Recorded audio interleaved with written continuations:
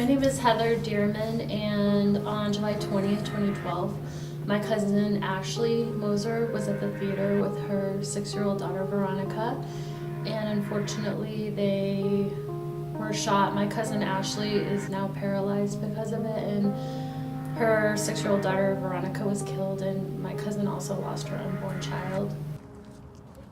In about 2015 is when I started helping raise money for the memorial, and soon after became the chair of the 720 Memorial Foundation. I really credit the city and the city management, and especially our beloved Mayor Hogan, who recently passed.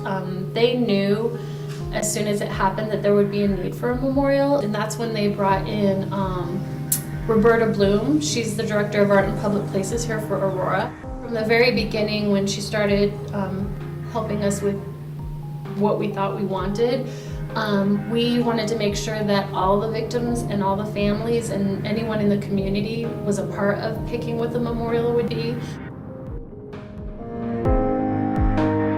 We just wrote a call to artists, and we told them we don't want them to submit their ideas, we just want them to tell us why they want to be a part of it.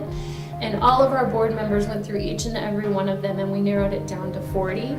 We had a really long couple-hour meetings going over the 40 artists and narrowing it down to the 4. So we flew them in for a meeting with the family members, and they became a part of our family. Each of those artists is still a part of our family, even though some of them weren't selected, because they had to hear our stories and feel the pain.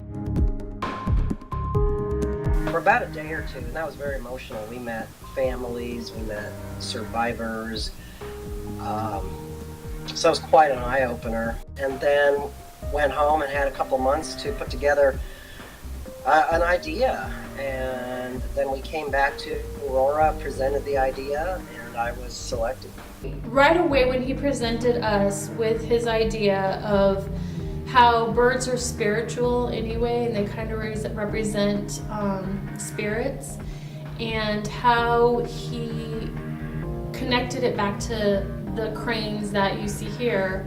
He said that he was very inspired by the thousands paper cranes sent to Aurora in 2012, and so his idea was the cranes. I loved the idea of the stylized bird. They started showing me these origami cranes that had been sent, that it became a thing, almost because it had this kind of connotation of surviving and healing. I call it ascentiate. To me, it's a combination of words that evoke certain feelings, and one of them is ascension. And to me, the piece almost feels like spirits ascending into the heavens. Then also the idea of the sentient being, this otherworldly transitional form. The white cranes also represented the community and the first responders coming together, and the way he showed the cranes kind of coming in and swooping inwards towards the centerpiece, which is the 13, representing the 13 ones we lost, and they're going up to the heavens. It was just a very spiritual representation of what had happened that night. The idea of these figures, these stylized birds coming from up on the berm, from over near the building, and converging in that central flight with the birds that are a little bit different. They're silver with translucent wings, and they represent the 13 lives that were lost that day.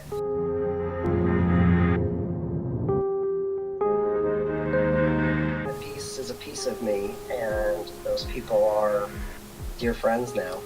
One of the things I love about Aurora especially is the importance they place on public art.